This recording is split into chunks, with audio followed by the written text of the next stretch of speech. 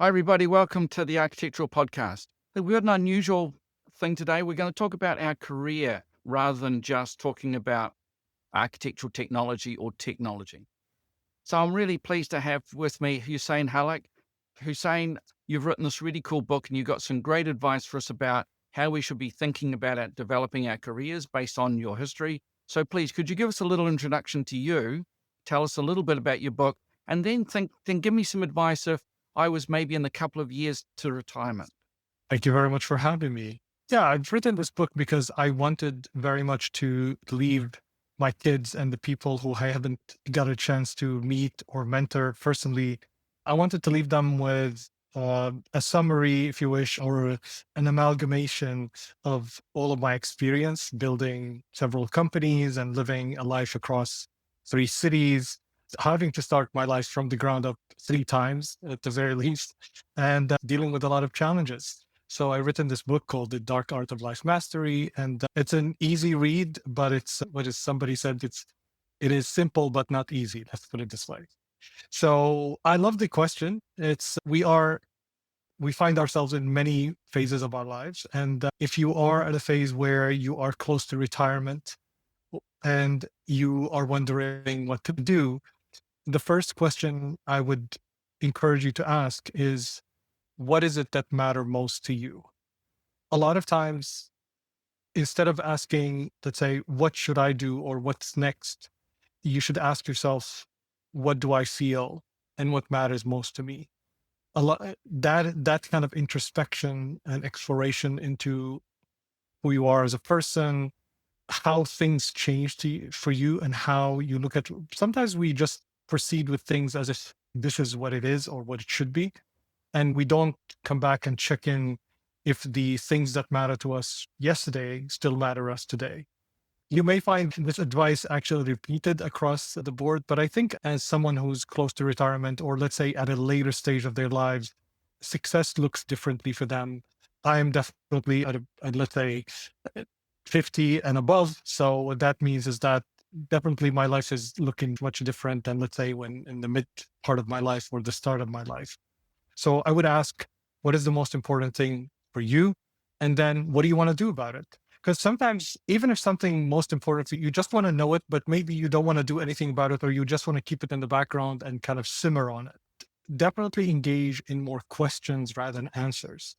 It is a fun time of life to engage with what is joy, what is love for me, what is success, what do I want out of work? If any kind of opportunity comes my way, how do I evaluate it? And these are things that when you engage with them, you rediscover who you are again and rediscover the world through those lenses. It's a really great idea, I think. I think I love the idea of looking that when you get to that later stage of your life, that idea of looking back on your career. There was that famous Steve Jobs speech where he looked back and he said he couldn't realize at the time the dots until he got later in his life, could look back and see the way you could join the dots and these random things that he did, like calligraphy, and how that then impacted his design of the software for Yes. the Macintosh.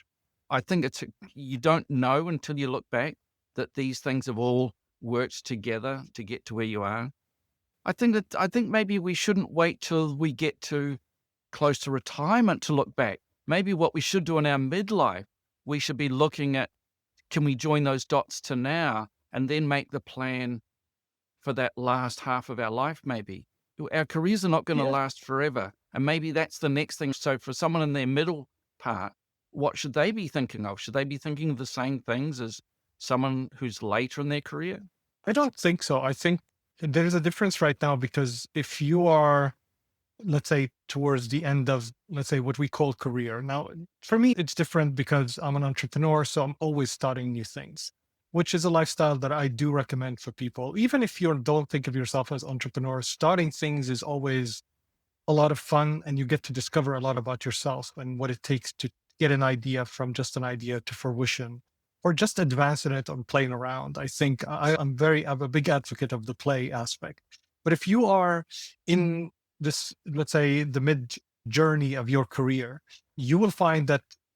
So the first thing is that the world is a far more tumultuous and more challenging world than what it was 20 years ago. So if you're at that stage, you're probably wondering, what do I need to learn? How do I keep up? How do I maintain, reach the retirement, maybe doing the things that I love? The way I would see it is it's a great time to not just continue on doing something just because you've been doing it for so long. I don't advocate just change for the sake of change.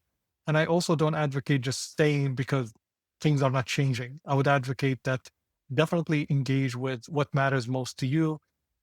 Definitely engage with what is it that you want to learn.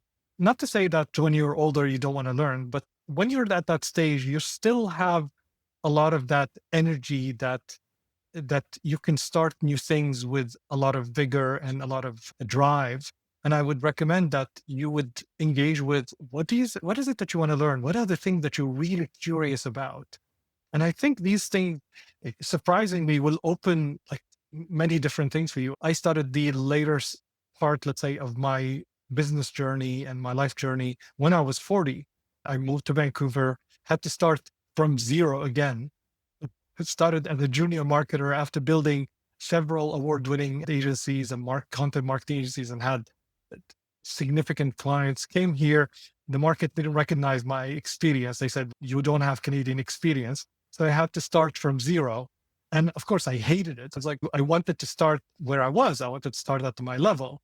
But then I adopted this mentality: is what is it that I can learn?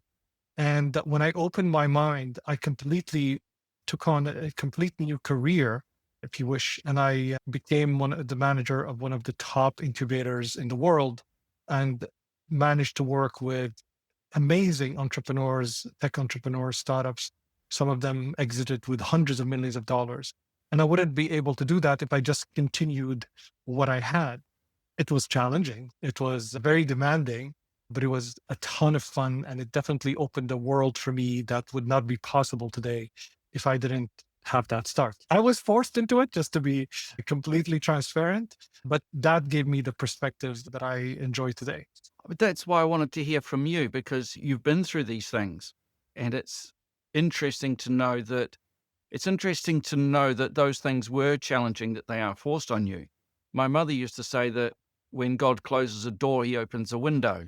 And you don't realize that when you see a barrier, sometimes that's the best thing that's happened to you, because it is a challenge and it does force you to make choices. But if we look at what you're talking about in your mid-career, it actually sounds quite similar to the later career. That is, what do you want to learn? What do you want to do? The difference is that in your mid-career, you've got some goals you're trying to achieve. And in the later career, you're hopefully close to achieving those goals. Some Mm. of those things still sound the same. I love your concept. Don't change for change's sake, but don't stay where you are because you don't like change. Yeah. The reality is, if I want to be completely honest, I don't know if you feel the same. Like, I'm 50 right now, but I don't feel what I thought 50 would feel, if that makes any sense. Like No, I still feel, I sometimes catch myself on my standing desk playing a Michael Jackson song and dancing as if, of course, my body doesn't help me anymore, but I'm dancing as if I was like 20. So I think I am a big believer of that age is a number. And I don't just mean it, I mean, the cliche, but actually, because I'm living it, I don't feel any different about what I want out of life, if that makes any sense. Is that Mm. what I want out of life is everything I can have. And I encourage that at every stage of your life, at every year. I think with the idea that I thought that when I get to a certain age, I would tell myself, I'm 50 right now. So that means I have to do one, two, three. This is something I'm telling myself. But if you see me in any event, I'd be talking to, I actually enjoy the company of, let's say, 20-year-old entrepreneurs. And I would be talking to them and making jokes just like I was 20-year-old. I never asked someone to call me Mr. or even like when we're teaching young entrepreneurs, we have a program where we teach young entrepreneurs who are at 13, 14 at high school. I encourage them to call me by my first name. And I treat them as a peer throughout my life when working with my kids. I always asked them to treat me like a peer, and I treated them like a peer. I never acted like I'm older, so I'm more informed or anything. mainly because of that mentality that there is something to learn. I believe the CEO of the incubator where I worked, Ray Walia, said something I really enjoyed at the time. He said, everybody has something to teach and everybody has got something to learn. And if you have that mentality, it's a very powerful mentality because you don't consider yourself, you come into, let's say, right now at 50, almost every event I'm going to, I'm one of the oldest people there, except if, let's say, it's an investment conference where all the investors are old or older than me.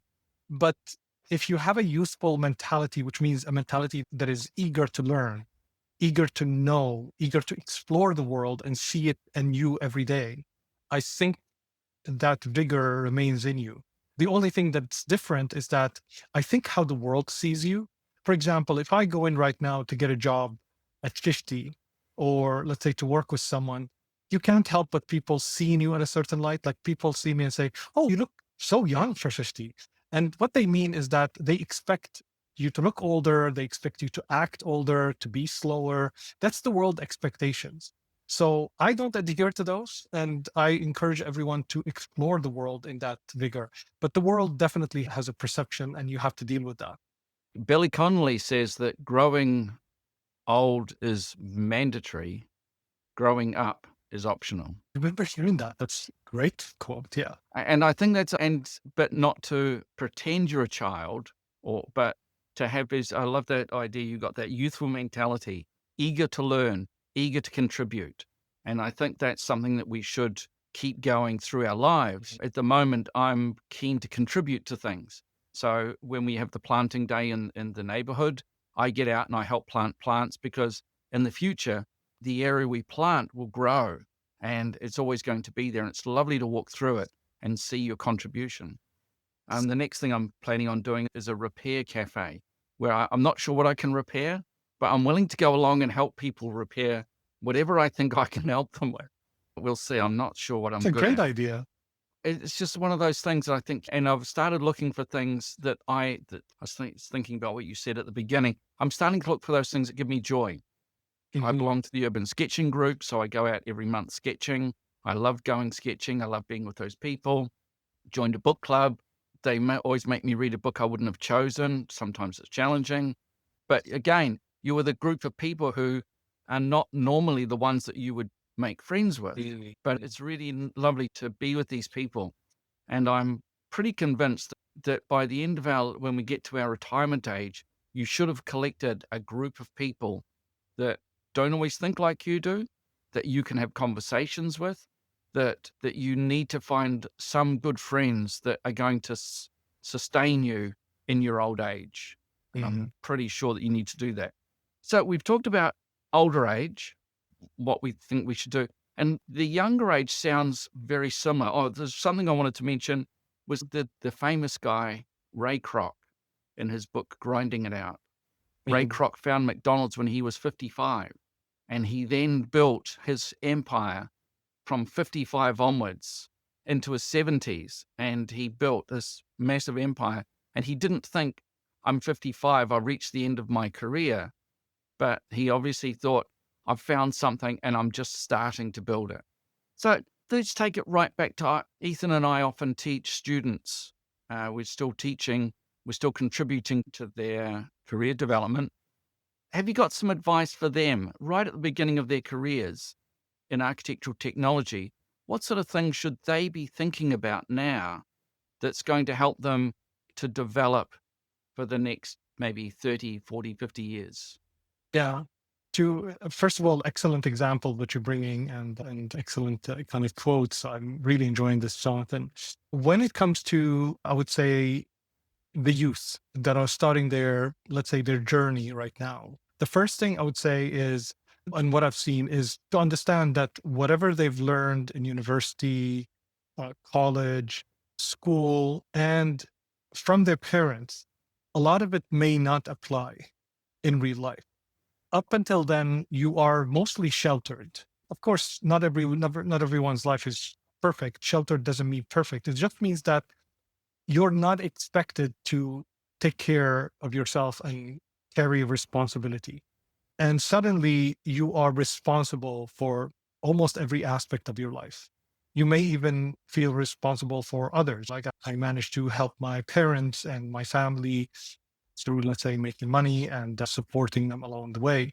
That shift in perspective between you're sheltered and you're supposed to be cared for, and now you're the person who's taking care of yourself and others is a major shift. And I think nobody can prepare you for it because suddenly, like, if you don't take care of certain things, they go awry. If you don't pay your rent, you're going to be left on the street. If you don't find a job, you can't get money, for example. So certain things, and a lot of them come all at once.